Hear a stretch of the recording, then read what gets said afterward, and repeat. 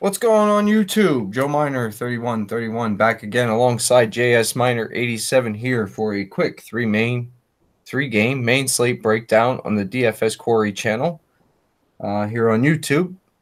Before we get started, if you liked the video, click on that thumbs up, subscribe to the channel, share our videos. We appreciate it. We do have a Slack channel as well if you'd like to be part of that. I need your email, so you can let it in the comments below or hit me up at DFS Quarry over on the Twitter machine there. Just send me a private message. Say, hey, Joe, can you send me the invite for the Slack channel? Let your email address there, and I'll get it out to you as soon as I can. Finally, quick announcement, and then we'll jump right into the short slate here. We are holding the hat giveaway contest. It will be the breakdown show for the main slate January 15th, 2019. So that'll be the games for next Tuesday. That show will air live about 9:30 Monday evening. What you're going to have to do is let a comment below, not in the live chat. It'll have to be in the comment section below the video for that to get yourself entered in that. We were going to run it off the subscriber list, but we can't do that because we got 103 subscribers and 41 names. So we want it fair to everybody. So we're going to do it that night. We're going to announce it every single night. Let everybody know that this is how we're going to do it. And if you get in that night, great for you. If you don't, sorry for your luck. But it is what it is. I'm right in saying all that, Jared? Yeah, and like you said, with that 41, it's just due. Looking at the list, there's a little blurb above. It says that people can update their privacy settings that you can't see them as a subscriber. So this is the fairest way, I think, to do it. Yeah. Anyway. And how can anyone argue anyway? Realistically, right? It's our contest. We're trying to get everybody involved. We set the rules. And you know what? The people watching, they're going to be the ones that want it. So that's right. Let's get into it. Nashville heading into Chicago to take on the Chicago Blackhawks. Nashville, a visiting 176 favorite. Over under of 6 in this game. Pekka Rinne and Cam Ward is what I'm assuming. Yeah, for me, just a couple stats here just to get Joe started on the team stats here. Team-wise, Nashville 7-3 in their last 10 games versus Chicago. They're 4-11 in their past 15 games when the game is in Chicago. So just some food for thought. And another one, if you're a Vegas thing, I think they said that the under 6 goals has hit in the last 5 in a row or 6 in a row. So there's some nuggets for you. And looking at these games, they are relatively low scoring. I mean, I think last year's in Chicago was a 2-1 game. There was another one that was 3-1. They're relatively low scoring. So it's a 3-game slate. Obviously, you want to probably look for exposure some different places here. When you go to Chicago, I'll do them first because it's easy. Kane with 7,400, a great price tag in a 3-game slate with 4 goals, 5 assists, 18 shots. Kane has to be in your lineup. Let's look at Chicago at home special teams wise here. They draw 3.5 power plays a game roughly, and they're 18th in the league. You got Nashville. They draw a little under 3 penalties a game, and they're 17th in the league. So, you know what? Just for me to have some different exposure, I could see stacking Kane with Taves on that first power play. And you can even add to Brincat. But that first power play unit, I think, gives you the best exposure of it all. Defensively here, Eric Gustafsson, 6 assists in 5 games. That's something special there. 3 power play points at 4,500. Great price tag, great stats. You could go there. Duncan Keith at 3,900. He's starting to get a little bit of action there. 9 shots, 5 blocks, a goal, and 2 assists. It could be there. Like you said, you can't rule anything out really on a 3-game slate. But if it is Cam Ward, I don't know. Cam Ward is going to be looked at in play here for me just due to the disturbing stat for me is 4-11 in Chicago. 4-11 in Chicago is a pretty good sample size there. So I'm going to leave Cam Ward in play for me. Going over here to this Nashville team, certainly they've gotten a little bit more consistency. The second line with Craig Smith and Kevin Fiala and Colton Sissons, that's where I like my plays here. But I could see you one-off in Victor Arvidsson with 4 goals and assists and 21 shots at 6,600 as well. You can even do 2 one-off expensive plays with Arvidsson and Kane if you would like, because I think you're going to see in these other games, you might get some cheaper stacks that at least let you hit the heavy hitters on this game here. Keep in mind, Philip Forsberg is back. They have him on his 4th line, giving him a light ice time here. But I expect it's only a matter of time. We're going to see him right back up where Cal Yarncrook is on that first line left wing. And that'll bump Yarncrook most likely down to the 3rd line, I would think. Maybe even 4th line, then leave Hartman on the 3rd line. But Forsberg, I think you want to keep him in, especially they put him on that first power play, and he does have an assist, 2 assists in his last game already. So Forsberg certainly back in play. Pair him up with Arvidsson as well, and get that power play time. Defensively speaking here, Yossi, Ellis, both of these guys are going to be in play along with – well, there's a lot of picks for defensemen in Nashville, but I'm going to be honest here. My gut's telling me to pick a pair whichever way you game script this, and go with that feeling. My guess is I'm going to pair a forward combination, leave out defense, and find another game here. I mean, 6 in a row under. There's not going to be high scoring. You get 2 goals and 1 goal happens to be a 3rd line, like a Benino line or something. Your value in this game is not going to be highly exposed. So for me, like I said, I'm aiming on the Chicago side. I'm probably, like I said, going to play the Taves and the Patrick Kane combinate pair. And then I'll leave this game and focus on another one. I really ain't got much to add from you here. I'll just tell you what my picks are. Nashville side here, I do have interest in Rene at 8,300. I think Johansson and Arvidsson off the top line are both in play. I think Fiala, Sissons, and Craig Smith off the 2nd line are in play. And I don't like Roman Josi as much as I do Ellis and Ekholm or PK Subban. But I prefer Ellis and Ekholm just for the savings. And like I said, I do like Rene here. Chicago side, I like Nashville to win this. Chicago here, I like your Jonathan Toews call. Certainly, I think Patrick Kane is in play. He's a one-man wrecking machine.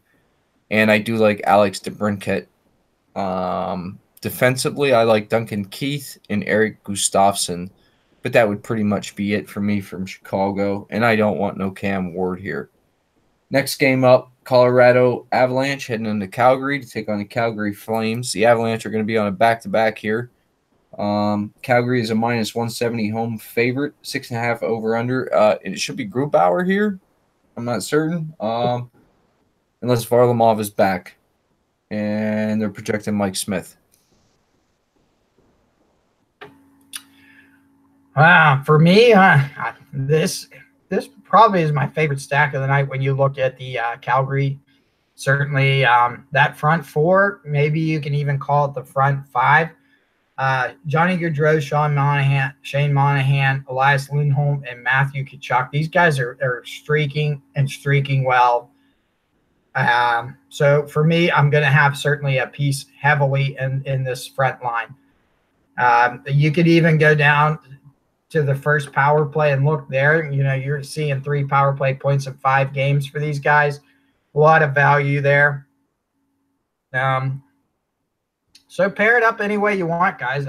First power play unit, look at, you're probably going to just pick your highest goal scorers here as a good strategy to start off. Gaudreau and Tkachuk, I think those are your must plays because that at least gives you exposure to the first and second line. And then you throw in whether you see more value in Monahan or Lindholm. I would think Monahan. I would think that Tkachuk, Monahan, Gaudreau on the forward combination on power play 1 will be the best play here. If you're in a GPP play here, you could think about playing Backlund here with Tkachuk on that second line there. But that would be my GPP kind of action, though. But for me, power play 1 is where I'm looking at. Defensively speaking here, yeah, I think you got a validation here for Giordano. He's a little more hot, a little more pricey than I would want. I'd probably want around a 5,800 for him, but I think they are going to have goals here. I was telling you, telling Joe before the game here, Colorado is not very well in Calgary when they play at the Scotiabank. So I think it's called the Saddle Dome here. But if you go to the Colorado team, though, it's certainly sticking with that front line. At least playing Rantanen. I think Rantanen seems to be the more consistent one lately here. But McKinnon shooting 31 shots in 5 games. If you wanted to one-off McKinnon, I could see a play for that. But like Jeff said, if it is Mike Smith, though, I think I do want to maybe game stack this here. It's going to be too pricey. I would think you're going to have to basically chalk up half points and stuff on your $2,900 defenseman, $2,500 defenseman. But I think you could make a case for running like a McKinnon Rantanen pairing with a Gaudreau Tkachuk pairing, and then just taking the hit a little bit on pricing here. And there is some other options that like I think it was Joe that said last game, Ryan Johansson. I think he was around 4,500 or so. He could be a great valuable another forward to allow you to play this.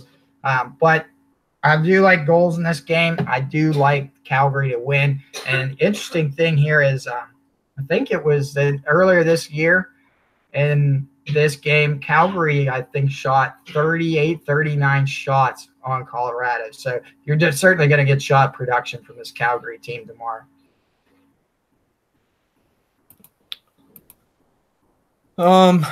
I think this is a spot that Calgary can flex its muscles. Show what they really are. I'm leaning towards the Calgary side. I wouldn't mind a game stack, I guess, sort of. I don't want no Colorado goalie, whether it's Grubauer or Varlamov. It doesn't matter. I don't want either one. I could see myself taking a shot on Smith, though. Or Riddick, for that matter, regardless. But it's supposed to be Smith. If you want to play Colorado, I think it's the top line. Landeskog, McKinnon, Rantanen. If you need some savings to try to fit those guys in, you look at their top power play unit. JT Compher's on there with them at only 4,800. So you might be able to go like a McKinnon, Rantanen with a JT Compher. Or Tyson Barrie defensively is only 5,300. He's getting almost 24 minutes of ice time. So you could go like a McKinnon, Rantanen with Tyson Barrie or McKinnon Landeskog with a Barrie, something like that to try to fit it in. But that'd be the only guys I'd want from Colorado. Like I said, I'm more on the Calgary side. And I think Calgary, you can really play this up and mix and match here and get it just about any which way. I imagine you'll see,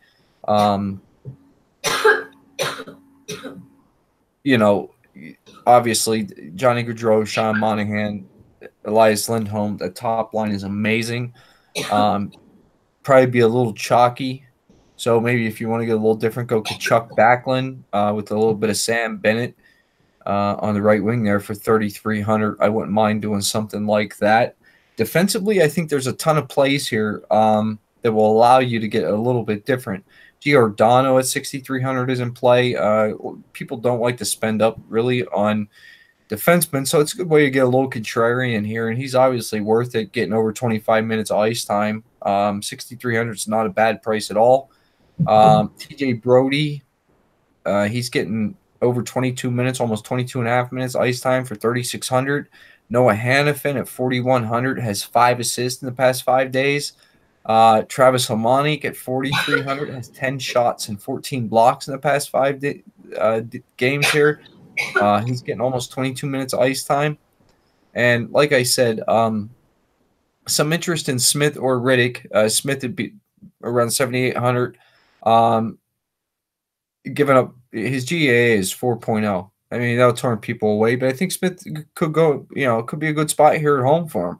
Riddick, GAA of 3.3, a little better save percentage, but at 8K, it don't matter. We got to play somebody. So I think either one of them guys are in play. I love Calgary here. I think there's tons of plays here. Let's head into the last game. Ottawa Senators heading into Anaheim to take on the Anaheim Ducks. The Ducks are a minus 210 home favorite. Over under 6 in this game. Ottawa's going to send out Nilsson, and that is confirmed. And we should see Gibson here, unless they give Gibson the night off and then play Chad Johnson. But obviously, we'll have to keep an eye on that. So, what do you like here, Jared? First off, I guess we'll go with goalies here. I like Anaheim for the win, which means Gibson is certainly in play for me. Both these teams, I think their losing streaks are actually around. I know I did read that Anaheim's lost 8 in a row, I think it is. And then I think Ottawa is around 7 in a row as well. So these guys here are both real near the bottom, and they're needing some love. So, and Ottawa is 1-5 in their last few games here at Anaheim. So I look for this that to favor well for Anaheim. So Gibson in play for me. I don't look for a lot of scoring in this game between two teams that are a little bit struggling here. So Kasha here with Getzlaf could be a viable play here. You could just stick with doing a little bit contrarian kind of things and not stacking so much, but looking where the plays are. Kasha with 3 points in 5 games. Play him, but back him up with like Adam Henrique and Nick Ritchie on that second line. Nick Ritchie, 4,300 with 5 points in 5 games. You got Adam Henrique, 3,600, 1 goal and 2 assists in 5 games. And you know what? Daniel Sprung on that second line, 2 goals and 15 shots here. I don't look for this game to have high exposure, to be honest with you. I think people are kind of turned off by those losing streaks. But it does give you at least certainly chances to be different here. Brandon Montour at 4,600 with a shot, 16 shot, or 1 assist, 16 shots and 7 blocks is a nice stat, as well as Hampus Lindholm, 5,200 with 2 assists, 12 shots and 10 blocks here. That's really where I'm at here. If I'm looking at Ottawa, I'm only interested in one-off plays here, guys. So it'd be like a Mark Stone one-off play or Matt Duchene one-off play, Zingle one-off play or something there. But I do happen to think Gibson could be in the line for a shutout against a struggling Ottawa team. And you know, me and Joe always say it when Anaheim's there. If Anaheim gets that 1-goal lead and they score that opening goal, if they open up with 2 goals here, Anaheim's not the team to do what the Penguins do. Get a 2-goal lead and you almost get worried that the other team's going to score 2 more quick ones. When Anaheim gets 2, they squander you. And I look for that to happen tomorrow. So it's all Anaheim for me.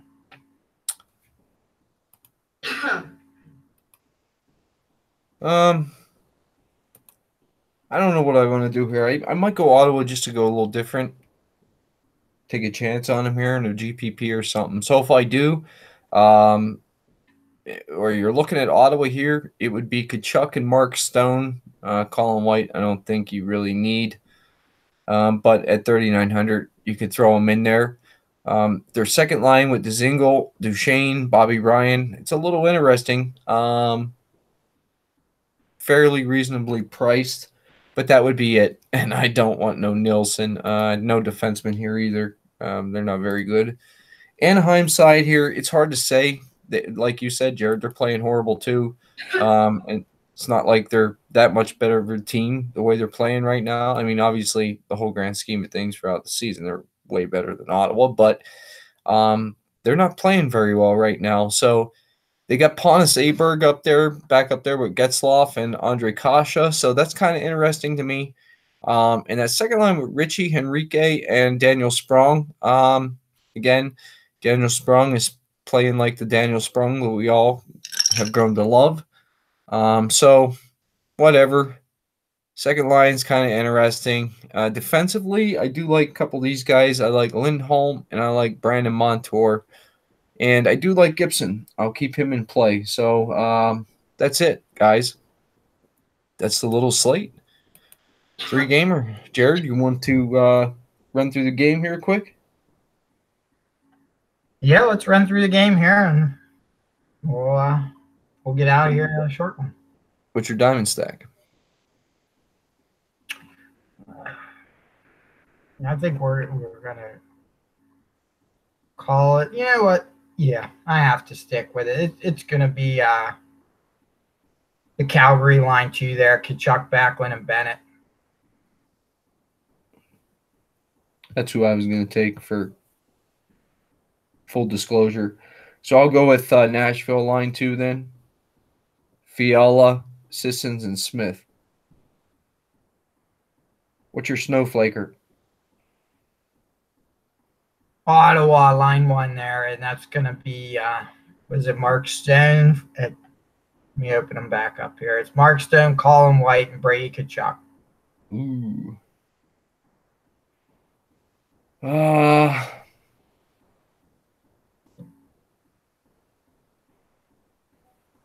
guess that's about the only one that really is in play now, ain't it?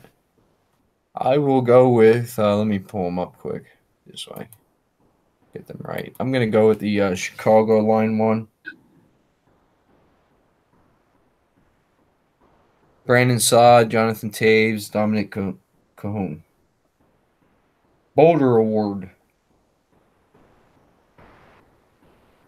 I think John Gibson's the only capable one, right? I mean, I guess you could aim for a Rene or a Cam Ward, but I'm going to stick Gibson. Yeah, I'm taking Rene. What else do I have? Yeah, that center game is not going for any shutouts. I think that could be my guarantee tomorrow that both those teams are scoring. Certainly. So that's it, man. This is a quick slate. Like we said, pay attention. The Monday night show, January 14th, will be the breakdown show for Tuesday, January 15th. Will be 10-gamer. That show, you're going to let a comment below and enter yourself for a chance to win that free hat. The 100 subscriber mark we hit, giving away that free hat. So pay attention. We'll remind everybody, if you like the video, give us a thumbs up. Subscribe to the channel if you're not already. Share the video. Get us out there if you would, please. We appreciate it. Only seen Cole in there tonight in a live chat, so maybe we'll see everybody in the Slack there tomorrow. If you do want to be part of the Slack, I need your email. You can let it in the comments section below, or you can hit us up at DFS Quarry over on the Twitter machine. You can find me at JoeMiner3131. You can find Jared at JSMiner87. And with that being said, that's it, guys. Good luck to everyone tomorrow, and we'll see you back here again tomorrow night.